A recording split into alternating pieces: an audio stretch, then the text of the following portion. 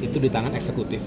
Walaupun perjuangan parlemen juga sangat penting. Tetapi dengan demikian ini menjadi langkah baru bagi kami semua keluarga besar Partai Demokrat untuk berkontribusi dalam pemerintahan Kabinet Indonesia Maju di penghujung atau menuju ke akhir masa kepemimpinan. Dengan demikian mudah-mudahan apa yang dilakukan secara bersama-sama ini bisa menghadirkan berbagai pencapaian dan kemajuan.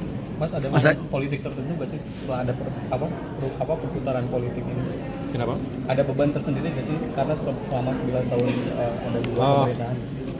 Tidak secara khusus. Yang jelas memang perlu adaptasi. Yang jelas kalau ditanya keluarga besar Demokrat sangat senang karena bagaimanapun memang tujuan utama dari politik, termasuk partai politik adalah bisa berkontribusi seluas-luasnya melalui jalur pemerintahan, eksekutif maupun legislatif. Tapi insya Allah bisa kita jalan. Masuknya Mas Ahaye ke dalam koalisi ini apakah mempengaruhi sikap Demokrat juga di DPR, khususnya terkait dengan interpelasi pemilu? Oh, tentu kami selalu bijak menggunakan suara kami di parlemen, formal maupun informal. Yang jelas kami tidak ingin terjebak dalam isu-isu yang mengganggu konsentrasi pemerintah. Demokrat hari ini bersama pemerintah, ada dalam pemerintah. Jadi jelas kami biasanya disiplin, Demokrat itu disiplin sesuai dengan kebijakan partai dan tentunya kami ingin mengawal pemerintahan Presiden Jokowi dan kita semua sampai dengan tuntas bisa mengejar semua target termasuk target-target ATR BPN yang luar biasa, banyak yang sangat kompleks, tapi insya Allah semua yang beliau telah lakukan selama ini dan seluruh jajaran Kementerian ATR BPN bisa kita tuntaskan. Berarti akan menentang ya Pak berarti akan menentang ya jika ada hak angket pemilu soal kecurangan itu? Kenapa? Berarti akan menentang ya jika ada hak angket pemilu soal kecurangan itu? Yang jelas kita tidak usah prejudis ya, ada kecurangan dan lain sebagainya. Saya tahu ini adalah bagian ekspresi dari berbagai kalangan pasca pemungutan suara. Itu wajar. Setiap tahun pemilu, dimanapun di negara manapun selalu ada isu-isu demikian.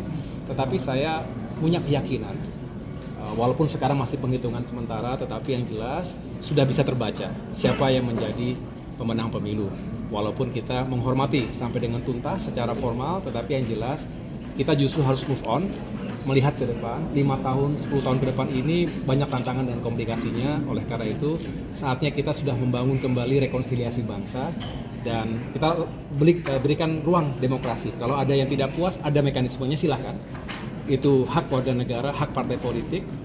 Tapi juga saya tidak ingin terjebak, kita terlalu carut-marut dalam isu-isu semacam itu karena masih banyak pekerjaan rumah yang harus saya selesaikan. Mas, menolak hasil Sirekap. Oke, cukup ya. Setelah 10 tahun menjadi oposisi, Mas, kenapa akhirnya memutuskan untuk masuk ke dalam kabinet, Mas? Kenapa akhirnya memutuskan untuk? Ya, ini ya. Saya pertama ingin mengucapkan banyak terima kasih atas amanah yang diberikan kepada saya, kepada Bapak Presiden, dan kita ketahui bersama bahwa kehormatan itu sudah diberikan sejak tugas kepada saya adalah sebagai Panglima TNI, kemudian sebagai Menteri ATR BPN, dan saat ini saya juga diberi kehormatan lagi menjadi Kemenko, Menteri Koordinator Politik Hukum dan HAM. Ya, tentunya adalah satu kehormatan yang harus saya jaga dan saya laksanakan dengan baik. Tadi saya sempat berbicara dengan Pak Kapolri dan Pak Panglima TNI terkait situasi politik dan keamanan semuanya kondusif, dan hal ini benar-benar harus kita jaga pasca Pesta Demokrasi tanggal 14 Februari tahun 2024. Kita memang boleh beda pilihan, namun persatuan dan kesatuan adalah yang utama harus kita jaga. Dan menjaga persatuan dan kesatuan itu adalah tugas seluruh komponen yang satu sama lain harus saling mendukung. Kemudian saya segera melaksanakan konsolidasi dengan lembaga kementerian terkait untuk tetap menjaga kondisi yang saat ini sangat baik, sangat kondusif ini agar terus dipertahankan. Dan ini adalah bagian dari tugas seluruh komponen. TNI dan Polri menjadi garda terdepan dalam menjaga keutuhan NKRI Dan ini tentunya terus akan saya jaga bersama-sama